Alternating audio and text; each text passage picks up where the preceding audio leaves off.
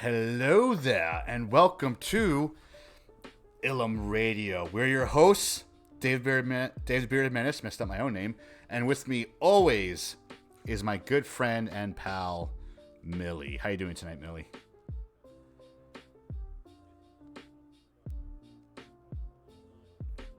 It really has. Yeah.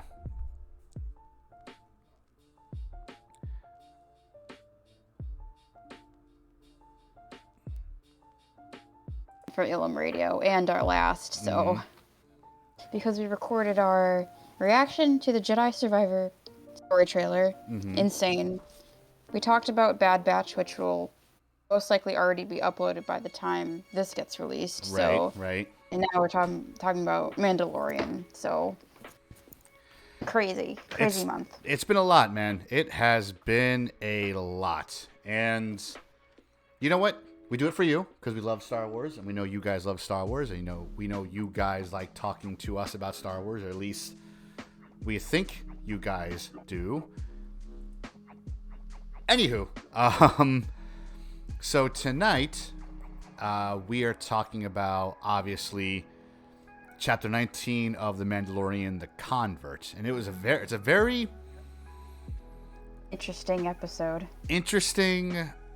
Angry, like I don't know really I mean, I can see where this is going, like, and how this is setting up like Moff Gideon's return.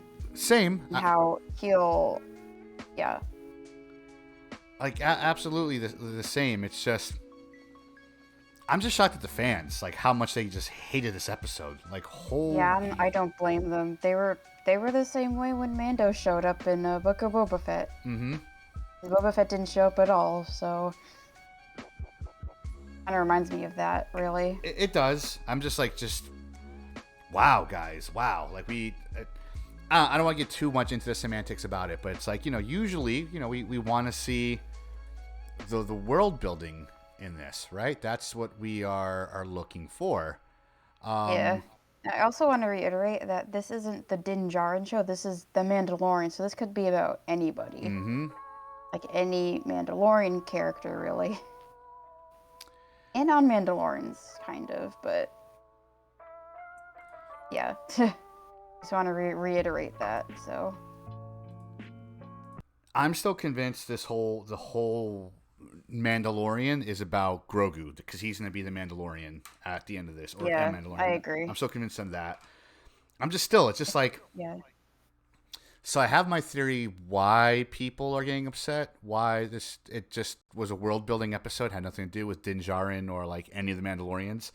And the only reason why I can think about it and guess, and it'll lead us into our first topic, is it's leading, at least from our perspective as the fans, it's leading right up to the sequel trilogy and Snoke.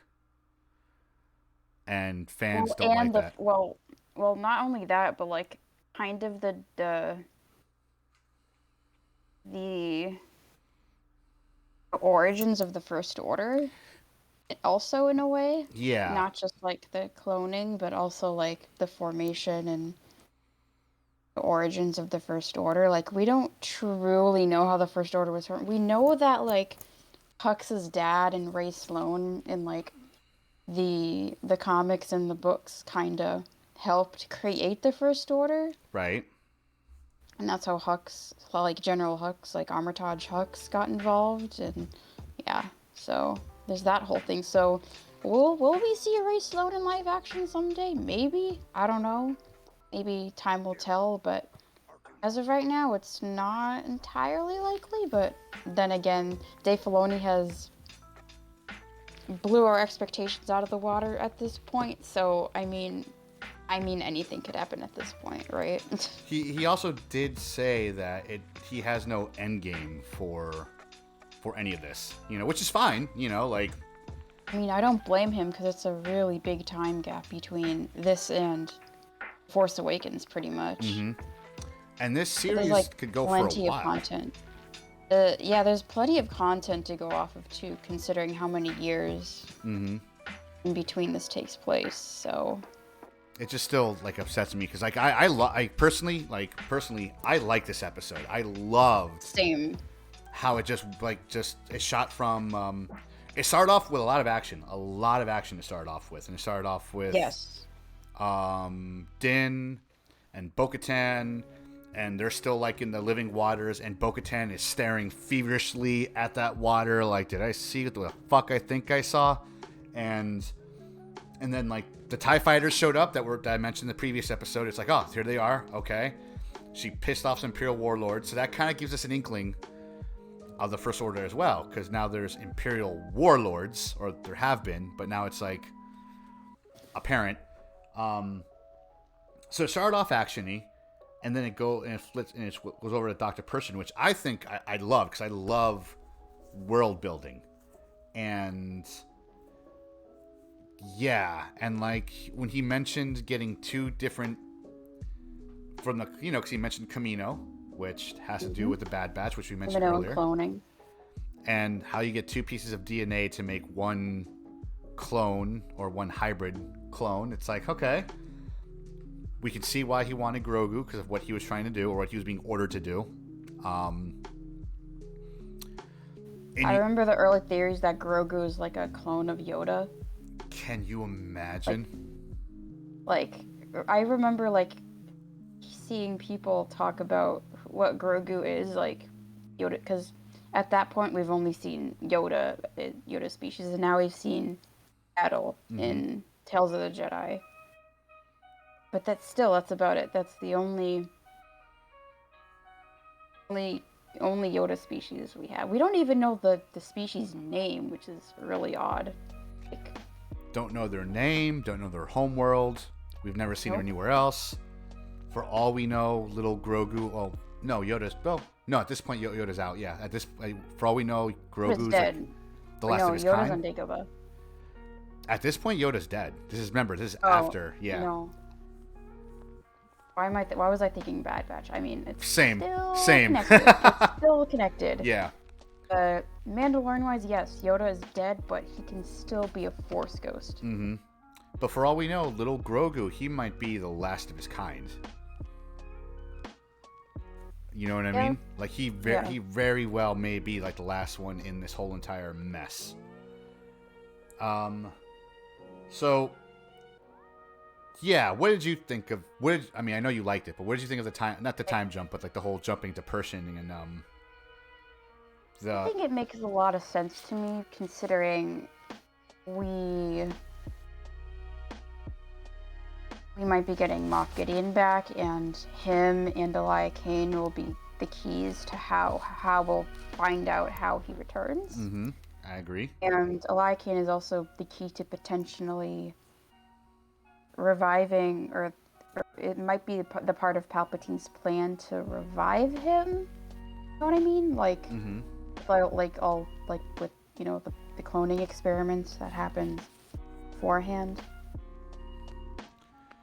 And I think we talked about this last week, but I think we discussed that Dathan, like Snoke, I believe, were like created around the same time this is happening. Am I wrong? I think Snoke. Hold on. You're right. Dathan and Snoke. I think they were created around sometime after Order 66. I think is what we found. Yeah. Yeah. Sometime after Order 66 they were created. So they're well into their prime, if you say. Yeah. I'm saying this because they're around, but no one knows about them because it's a secret. Mm-hmm. Maybe Elia Kane knows something about that, because honestly, she's giving me, she's secretly working for Palpatine in a way. And she was sent to, because like, what episode was it in season 2 where we actually met her? Moff Gideon knows some stuff too, right? Mm-hmm. Like, because he wanted a Grogu for suspiciously concerning reasons.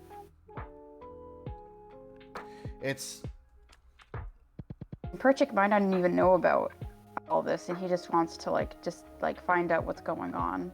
Right, like he probably has an idea, but he doesn't really know the full extent of what's going on. And yeah, it's interesting. One of the things I found interesting about this entire episode is it's almost like they traded, almost like they traded one regiment for another, because Pershing and Elia don't have names; they just have numbers. Mm-hmm. And that's it. They're like called numbers, and that is it. Like where they work, where they live. Like it's just like through the amnesty program, they're just numbers, and it's almost going back to not the clones, like to the clones and to the stormtroopers, because they just had numbers, and and like Pershing, like he mentioned in his speech at the beginning when they were like on Coruscant about how if they had simple cloning back when he was a kid, his mom would have survived because they could have cloned her a new heart, and that would have been great and she would have been alive, but they never did that, so she ended up dying of heart failure, we can assume, and it sucks and it's sad, and that's why he became a doctor, and it blows because this guy is a fucking literal fucking doctor, and he just works in an office now. Yep. Kind of like Cyril. Yeah, I was gonna say he's doing Cyril Karn work. When I was watching this episode, God, like seeing Penn Pershing like in the office, like it looks identical to the office he worked on Coruscant. Like Cyril Karn worked on Coruscant. Coincidentally, like those two episodes also take place on Coruscant, so that's pretty wild to me. Like similar themes there also, like between him and Elia Kane and him and Deidre, like in a way, like I did find he's kind of loyal to who they're working for, and the others like kind of. I mean, okay, let me rethink. Let me re-say that, because Cyril Karn is really loyal to the Empire. Well, right. To a fault. But like the way that it's kind of like two complete opposite characters, but similar kind of storylines going on. So like Cyril Karn is loyal to the Empire. Pershing is loyal to his work and the work he was doing for the Empire. Not necessarily the Empire themselves, but But then if you think of what's her name, Elia. If you think of Elia Kane is definitely more like the obsessive version of Cyril Karn, like obsessed with the Empire and being like the true believer and whatnot. But you feel bad for the guy, and then it's like they talk about like that they're doing like almost like unbrainwashing and reprogramming, and like he has to talk to like a therapy droid. When he was being brainwashed, like it reminded me of when Crosshair was being brainwashed by the cloning scientists in Bad Batch. In the last episode of Bad Batch, like there was a direct parallel, like I think one was like sound and the other was like visual or something. Yeah. It's very similar. I don't think it's the exact same technique, obviously. It's more advanced, I guess you could say. One part that caught me off guard, and it's like it's like a little tiny detail that I really liked. I knew Coruscant was big. Yes. I didn't realize how big it was. Because they went to go check out, what was it, the tip of Coruscant? Carnival? Was that the name of it? Like the tip of it? Was that the Carnival? Yeah. And what's also interesting, like before we get into that, the song they play in the background is the March of the Resistance. Really? Yes, it's literally March of the Resistance. I did not catch that. Closely. Ooh, I gotta watch that again. Hey, sequel fan here. I will catch sequel references in stuff, and no one else will. So, I noticed that immediately when I heard it in the background. I was like, this is so ironic considering what Elia Kane is trying to do.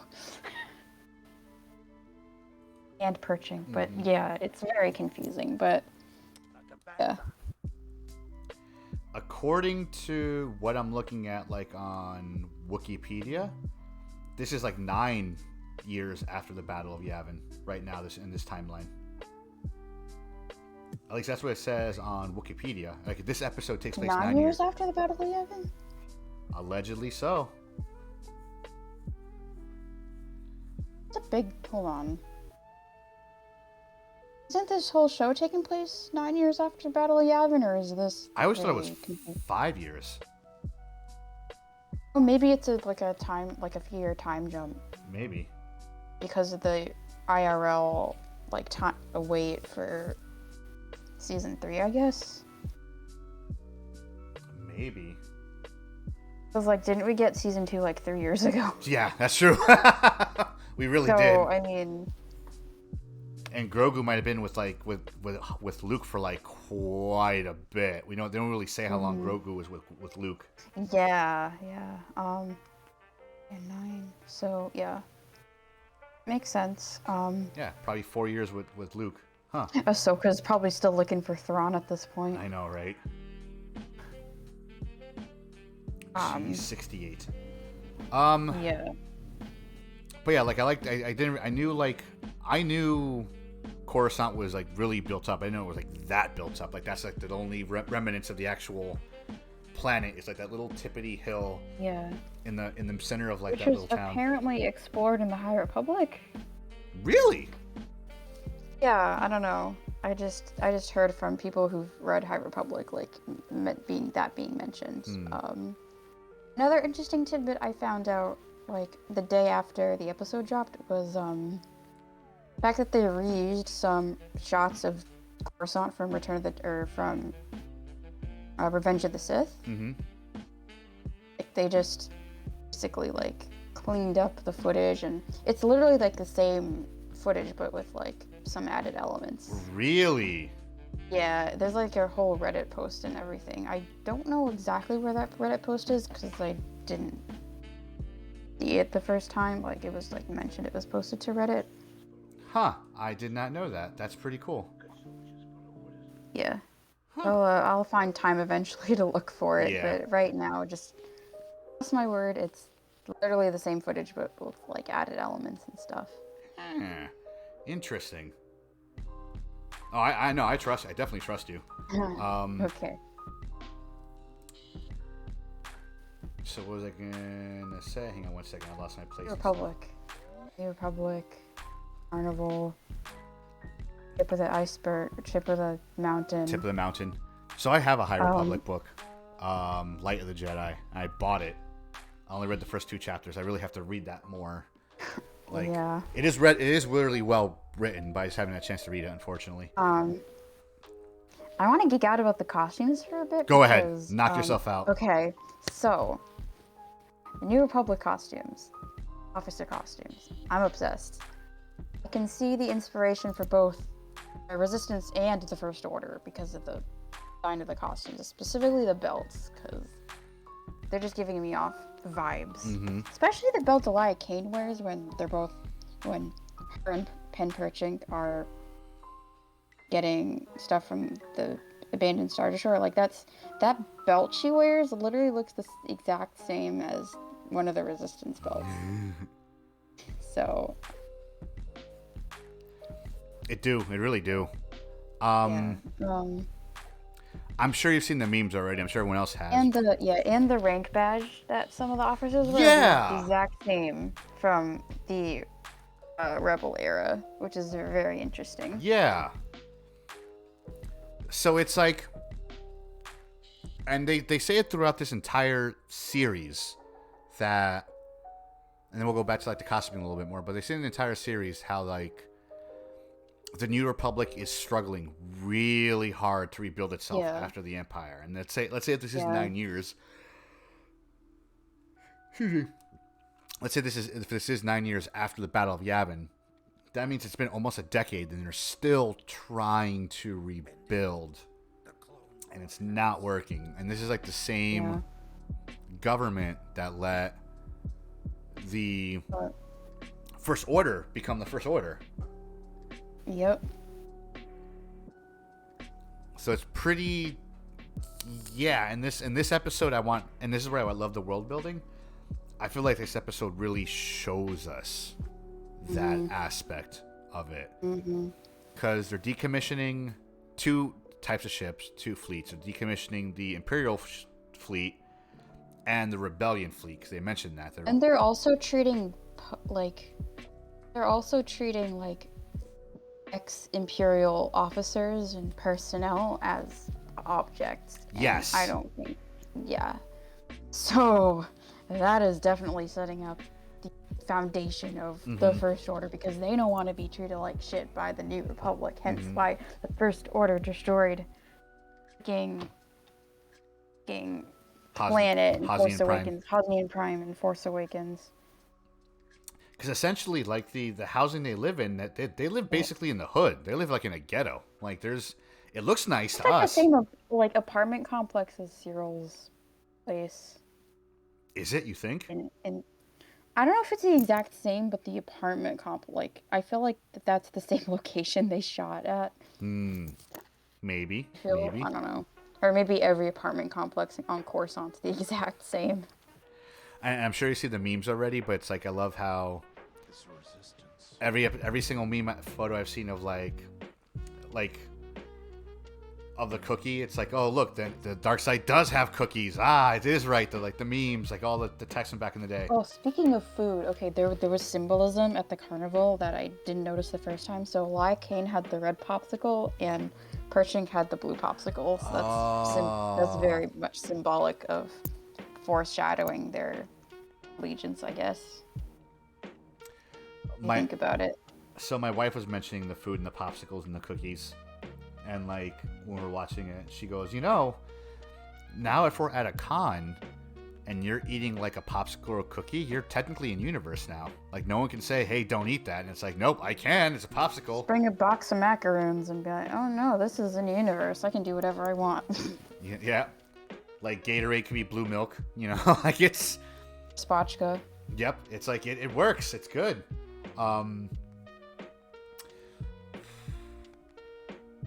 So we spent a lot of time on Coruscant, and then we spent a lot of time doing the train hopping, which I liked. I liked how they went, like... So again, because I feel bad for Pershing, so fucking bad, because he's a scientist. That's me with James Bond. Yes. They definitely borrowed a lot from Andor for this episode. Yes, and Andor. And very much. And this dude just wants to do like his work. He just wants to do his thing, and they don't let him. And they're gonna get rid of like all of this. And this is what bothered me the most, and why I kind of see like why Pershing did what he did. They're decommissioning Imperial equipment, and he's like, "Hey, we shouldn't do that. This equipment is still good. We can do good things with this. I can show you. Like, it wouldn't take me long at all." And his freaking manager basically was like a pat on the head, like, there. We're just getting rid of it. You can possibly talk to someone, but I've never heard of anyone in the amnesty program talking to someone or making it work, and Herbert, blah, blah, blah, blah. Just to, like, literally just to shut him up so he wouldn't talk anymore about doing this. And it makes you feel so fucking bad for the guy. So bad. And... His protocol droid he talks to has like less personality than like most droids we've seen in Star Wars. Yeah, the droid that he interviews basically, kind of like a therapist actually. Worse than a therapist, because at least a therapist asks you questions if you feel weird. The thing was just it was almost like talking to when you call to pay a bill, and oh yeah, or like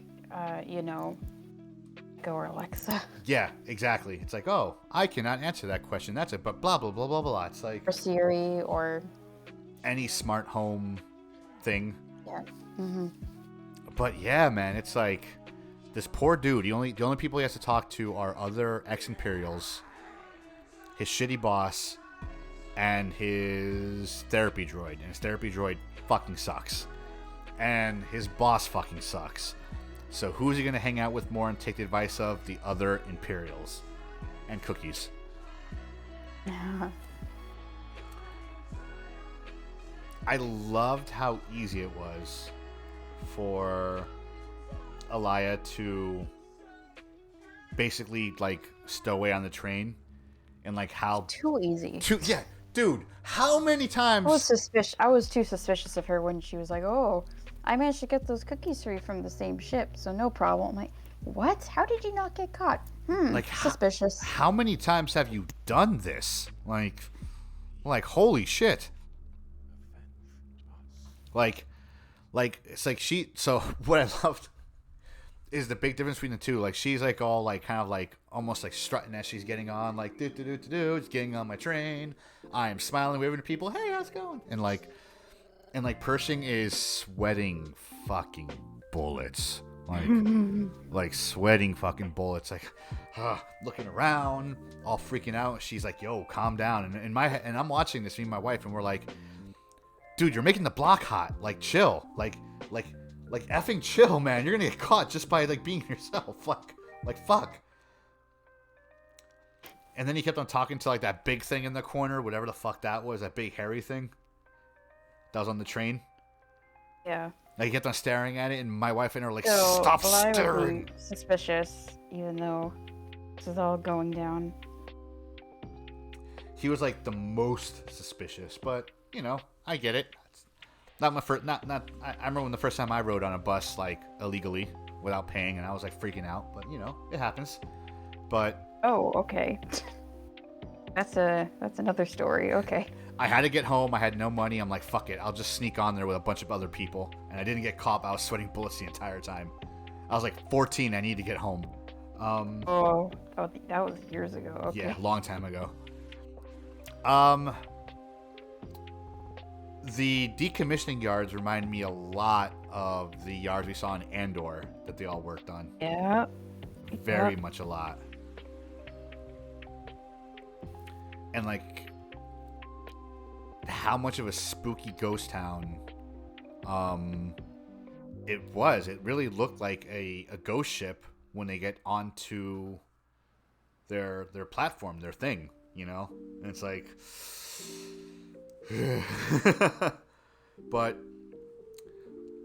did you ever have an inkling that she was going to give him up at all? Yes. When she was kind of looking, so when they were hearing like the New Republic like personnel like outside, she was like looking out, and she was like, "Oh, wait, like on without me," like very suspicious. Mm-hmm. Like I was like, God, I watch too many shows and movies now to like kind of connect the dots there, but yeah. Especially when she said, I think she even said, "I'll be right behind you." Like, for me, that's always a signal of something bad's gonna happen. I'll be right behind you. Like, I don't know anyone who's ever said that in the show who hasn't died or who was a bad guy. But the part where I get confused is the cops show up. I don't know what else to call them. The cops show up, and they thank her for turning them in. Canto bite like cops. I don't know. Yeah. Same exact ship though, which is interesting. Same exact ship model.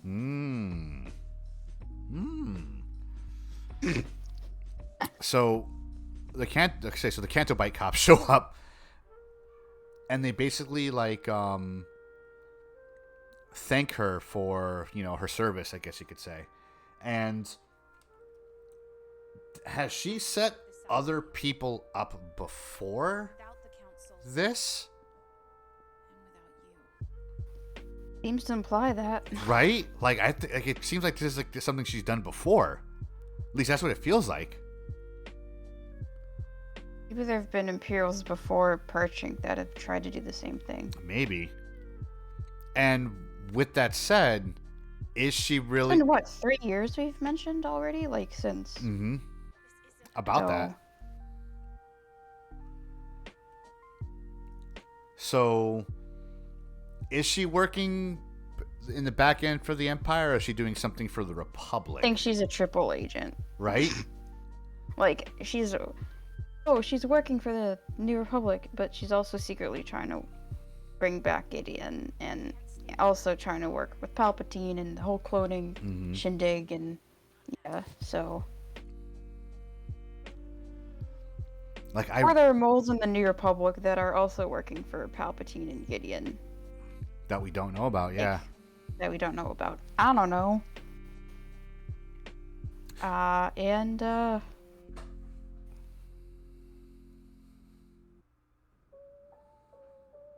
I wonder how that pilot character from that who was played by Polly. Oh, I wonder how he'll get involved with all this drama. So we do see him in the trailer. we do. Um, We do. Huh. he's also wearing a jacket was similarly worn by Poe in The Last Jedi. So maybe he'll be founding member of the Resistance. Maybe. Maybe Elia will be a founding member of the First Order. just like Hux's dad and Ray Sloan. I'm I mean, come on, guys. It's right in front of us. I feel like that's what they're trying to set up, in my opinion. But one of the things I did find that it just popped in my head, I found interesting that we kind of glossed over a little bit is like at the beginning of this episode. Oh, the whole Mando cult thing. We did completely gloss over that Din and Bo have joined Children of the Watch again. Well, Din has joined again, and Bo has joined. Well, that's completely glossed over that. That's at the end, though. Like when they finally get into like that whole. Oh, yeah. True. The thing we glossed over. It's still all part of the. Yeah, it's still all part of the same episode. Yeah. Storyline.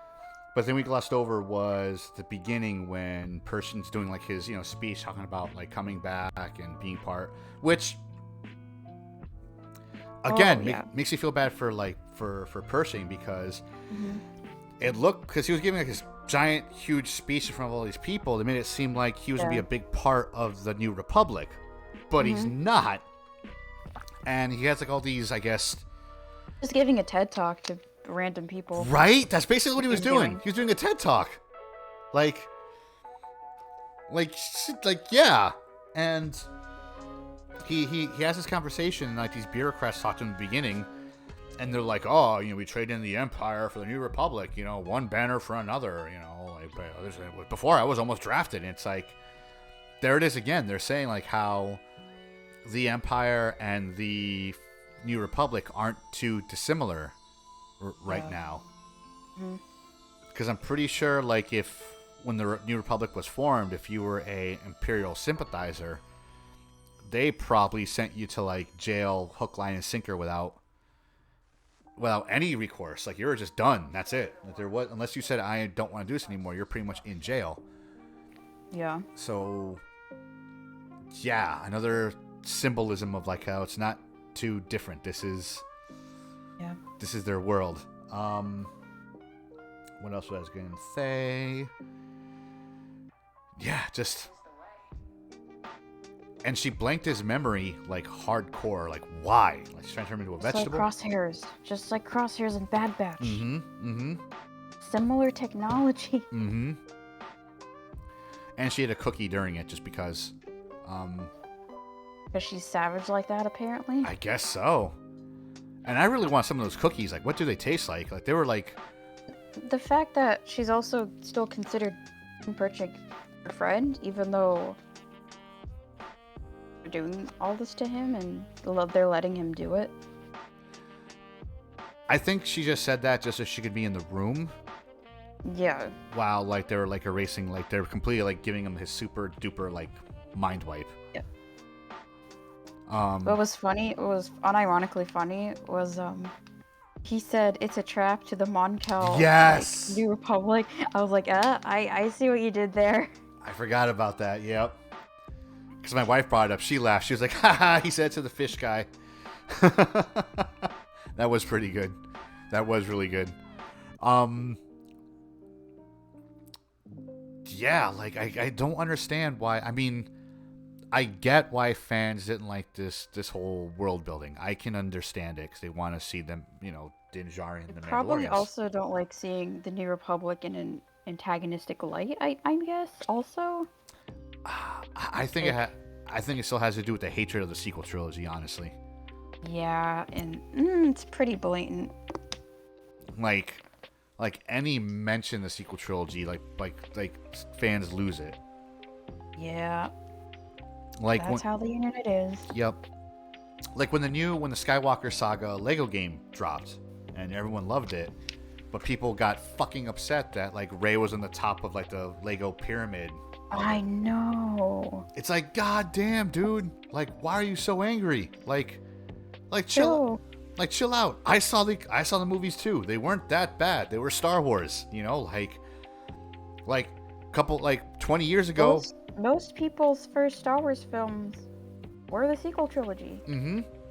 Arguably. Most people's first Star Wars movies were the prequel trilogy as well. So it's like, yeah, and guess what? Prequels were hated at first, but then the Clone Wars came out and made them better. That's what the shows are also trying to do now, is to make the sequels quote-unquote better, even though, in my opinion, they're already great, you know? You know what I mean? Like, trying to compare, like, the hatred of the prequels and the sequel trilogy. Because, like, Clone Wars gave us a lot between two movies. And that was only a period of, like, what, 4 or 5 years, maybe? Yes. And now... Clone Wars still continued on, like, with not just the Genndy Tartakovsky show, but also, like, the one that aired on Cartoon Network way after, like, Episode 3, like, Revenge of the Sith, like... And, like, in this era, we have... Well, maybe not with The Mandalorian, because it's already 9 years after, but we have at least 20 years worth of shit that can happen between these two eras of the Empire and the New Republic and the First Order. So we have a lot that we can do here and see and feel and all that good shit. Like, what was the time between 2 and 3? It was like... in like timeline wise, like, you mean episode 2 and episode 3? Mm-hmm. Like the time difference in the universe, not like in real life. You know what? Let me look it up. I don't want to say anything wrong.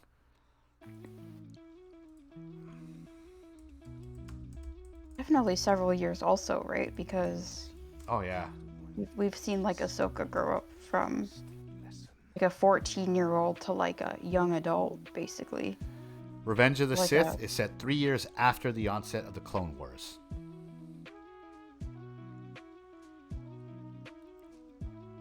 As established in Attack of the Clones. It's 3 years after Attack of the Clones. So that tracks, I think. Yeah, so they gave us that much story in a 3-year period. Come on, we have like plenty more. You guys just get over it. I get it why you didn't like it. Fine.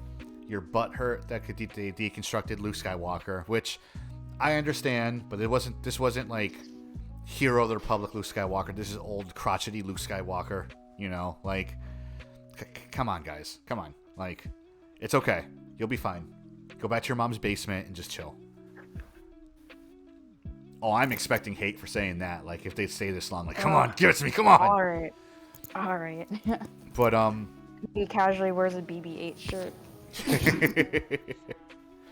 I'd also have sequel posters everywhere, merch in the background of my room. So every time we do this, it's so hard for my eye not to go to the Kylo Ren. Like, so fucking hard. Oh yeah. Well, I also have a Rey also, but that's my head's hiding it. So yeah, I feel bad for Pershing. He got mind wiped, and he thought he had a friend, but he didn't have a friend. She was just kind of not. I wonder if we'll see more of them. I bet we will, like, at some point.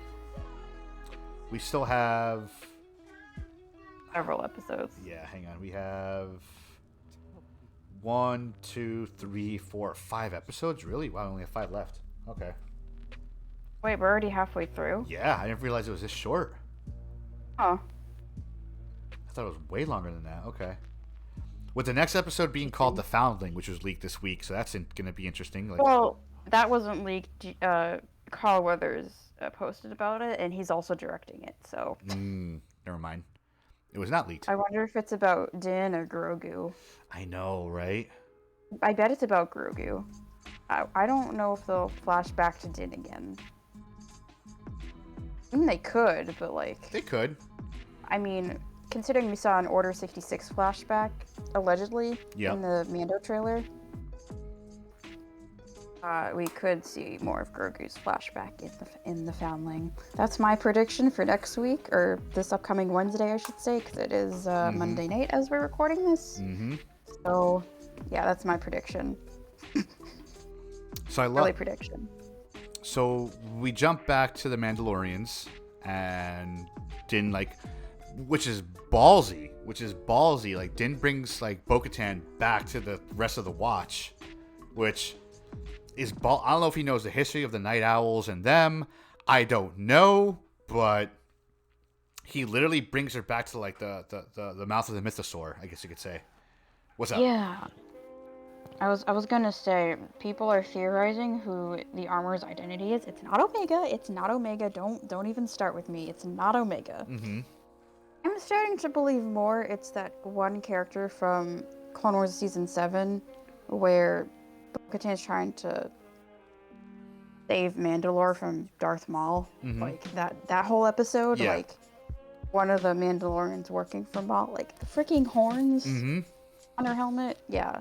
I'm starting to believe that's that character. I think you know who I'm talking about. I know exactly what you're talking about. And like, the armor could know who Bo is because of that, so.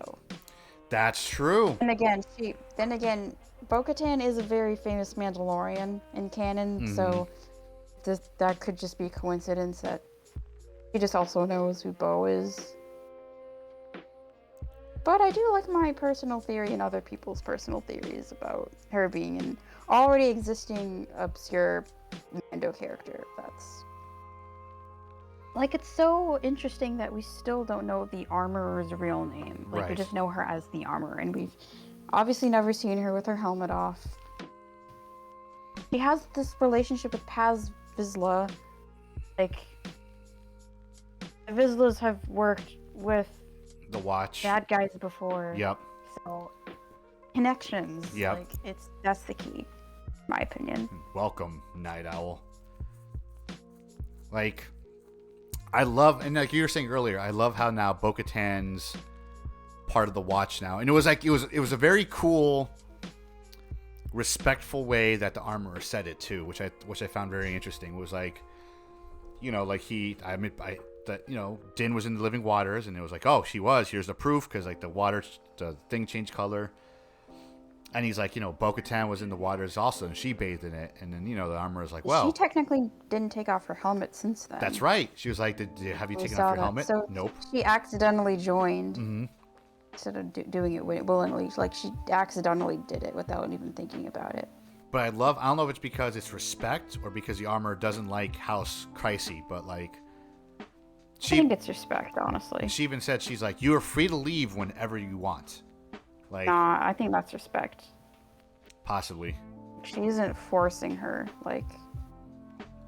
That's true. It makes you think about the other known Mandalorians out there, like Sabine. Yeah. Like, is Sabine, like. House of Ren. Like. Has she talked to Sabine since that encounter in Rebels, like in the Rebels finale? Like, let's assume maybe. Like, well, we all know that Ahsoka and Sabine are looking for Ezra at this point, right? Mm-hmm. So, like, what if she hears about all this going on and maybe tries to save them? Question mark. Maybe this is how we'll get an introduction to Sabine in this show, and then we'll keep them both in the Ahsoka series. Like, she's already been cast. Know that. They announced it early for a reason. I think it's because she might show up here before she shows up in Ahsoka. Because we don't know who else is in Ahsoka other than her, Rosario Dawson, and Hayden Christensen. That is it. And Ezra Bridger's actor. Right. Even though that hasn't been officially confirmed by Disney, we do know they're actors, and we do know that they've been cast. So, because they've teased Thrawn and because they've teased Ezra, I think they're both gonna show up here before Ahsoka. I feel like. Maybe like a mention. I don't know. I think Sabine might show up first, and then Ezra will show up in, like, Ahsoka. Now that I think about it, because it wouldn't make sense if he showed up here first. Unless Dave Filoni blows our expectations out of the water and possibly they do this whole thing here instead. Caddy M. O'Brien. I'm probably gonna give myself spoilers here, but I'm looking at IMDb right now to see if. I don't trust IMDb because sometimes they falsify casting stuff. Neither do I, but right now they're saying pretty good. Look at Wikipedia for the cast for Ahsoka, like. Oh no, I'm thinking for like this season of The Mandalorian, like. Oh. See if there's anyone that could be hidden in there that we don't know about, but I don't see anybody, so I think we're okay. Still, I don't trust IMDb with casting because people can edit cast lists and confuse people and deceive people. So I just don't look at IMDb for those things. So this episode, and then we'll wrap up from here. Like this episode's called The Convert. Yes. Is Bo-Katan the convert? Is Pershing the convert? Is Elia the convert? Like, who is the convert here? Like, I logic would tell me. I don't know what that means, so like I don't even know about that. Like literally, it means like someone changed religion and became like part of a new religion, basically. I mean, this could be like about them both, because in a way they kind of already did. Mm-hmm. Like in their own ways, you know what I mean? Yep. So I could say arguably like about Din and Bo and Pershing. I agree. Bo. I'm waiting for like Bo-Katan and Din to hook up. That's gonna be my God. That's gonna be my hill to die on. You still believe that? Yes, I do, and I will die on this hill. Damn it. Okay, I mean, then again, I wasn't convinced about Fee and Tech, and now I love that ship. So I mean, I need to get used to. The idea of it and like see how it plays out. But I don't think, considering the age, like how old Bo is and how old Din is, like I don't. And again, the Han and Leia age gap is also completely different story, you know, so. I mean, and Rey and Kylo and Ben. Din is just going after a cougar. Don't hate the game, you know, like. Okay. I'm just saying. I am just saying. You know, she's like what 20 years his senior, so I mean, give or take. Don't hit the game. You know, I'm just saying. You know. Still not used to the idea, so I'm not a fully 100% on board, but I see it. But at the same time, I don't know if they're ready to do that route. I think it's too early, I feel. Fair, but like I said in the last episode, I'd rather see them hook up than fucking Cyril Karn and Deidre. I would much rather see that than those two, because that just. But that's more obvious, though. But that's a match made in hell. Like this one's like random, I believe. Yeah, but Cyril Carr is the neckbeard that won. You know, like he stalked her pretty much, for lack of a better word. Yeah. You know, like no. I don't know. I don't want to see it, man. There have been problematic canon ships in Star Wars, Dave. Don't deny that. That's fair. That's absolutely fair. I can give you 3 examples. No, you're right. You're definitely right. Closing thoughts on this episode. This episode honestly shocked me because I had 0 expectations going in and had no clue what this episode was going to be about until turning on Disney Plus. So same. But now that we know about we know about the title for next week's episode, or this week's episode, thanks to Carl Weathers, who's directing it. Foundling. Mm-hmm. I think it's going to be 100% about Grogu. 100%, because he is a foundling. Mm-hmm. And we're going to learn more about Grogu's backstory and see that Order 66 scene again and make us cry. Because we saw it in the trailer, and I think we'll see it next episode. Considering how much footage of the trailer we already got, tracks. Filoni, you just want to make your fans cry. Like, first you did it with Appa, in freaking Avatar: Last Airbender, and also Tales of Ba Sing Se. You made us cry, you fucking bastard. And they're doing it with Order 66 over and over and over again. So didn't Carl Weathers also direct really good episodes of Mandalorian before? He did. I believe he did, yeah. I don't remember which ones exactly. I think we could look it up. I'm looking. I think on his Wikipedia, I think it lists what episodes he directed. If I'm wrong, then forget what I said about Carl Weathers' directing credits. Let's see. He directed 2 episodes of The Mandalorian. Chapter 12, The Siege from season 2. Ooh, that was a good episode. That was a good episode. And now this one. So, yeah, nice. My closing thoughts. I still love the world building. Because we get to see the world we didn't get to see. That created the First Order and created the universe that we're in for the Force Awakens. I loved Bo-Katan and Din fighting side by side in the air, taking out the TIE fighters. I thought it was pretty dope. That was kind of cool. And the superhero drop he did from like his ship. It's from her ship, rather. Oh my god, I glossed over that. Fuck, I forgot. Where? Oh yeah.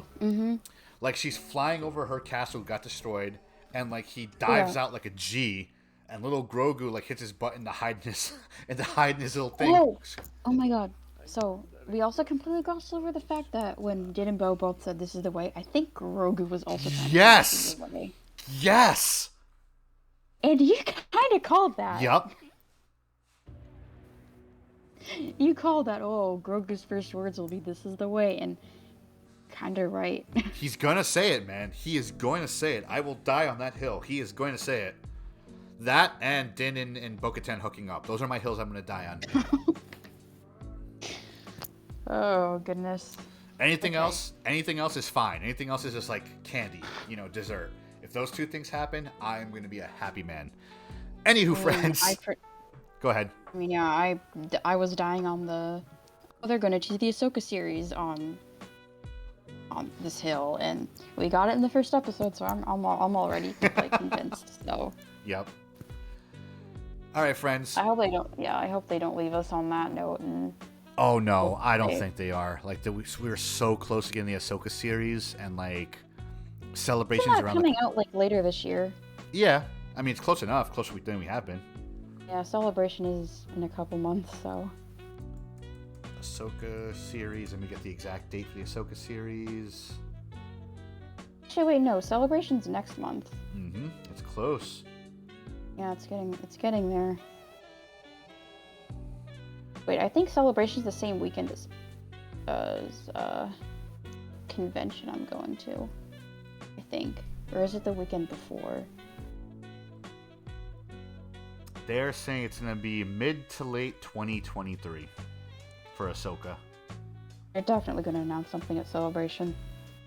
So being that close like to Ahsoka premiering and to Celebration, they're going to tease something with Ahsoka in this season of Mandalorian. They have to. If it's not Sabine or whatever it is, it's going to be something. And they dropped Chopper. And Hera showed up in a leaked trailer footage, so hopefully we'll get official footage of the Ahsoka trailer. Wow, Iman is fine. Only attendees at Celebration last year got to see the Ahsoka trailer. Yeah, bastards. I'm very salty about that. Maybe because it was too early in development to like show off anything, I guess. But man, I'm looking forward to the Ahsoka series. Jesus, like I know these actors have been out for a while, but like Iman Isfandi really looks like Ezra. He really Holy does. Shit. And like he looks like Ezra, and Natasha Liu Bordizzo looks like fucking Sabine, hardcore. Holy shit. Good casting. And it's been rumored that Ewan McGregor's new wife is playing Hera Syndulla, which is hilarious to me. Really? Yeah, if you look at the cast list on Wikipedia, it like states her name as in an undisclosed role, Oh and a yeah, lot of Mary people are Elizabeth Winstead. speculating. Yep. Yeah, she's married to Ewan McGregor in real life, I never knew that. which is funny because Wedge Antilles is played by Ewan McGregor's uncle, and yeah, familial connections in Star Wars is pretty wild. If they have a fucking kid, that kid's gonna be so strong in the Force. Like that kid's gonna. Ewan and And Mary Elizabeth pretty sure Winstead. she's already pregnant. If I'm not mistaken. I don't know. Did McGregor have a baby? I mean, I know he has kids. Yeah. But... Holy shit. Baby boy named Lori. No shit. All right, that kid is strong in the Force then. Lori McGregor. Yeah.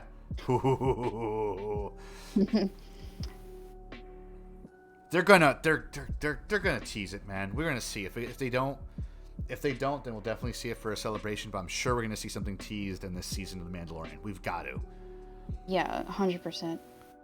Like we got that for season 2 of The Mandalorian. They teased like Ahsoka. Teased Book of Boba Fett also. And that too, yeah. So we're an entire episode dedicated to Boba Fett and Fennec. Mm-hmm. So it's gonna happen. It's gonna happen.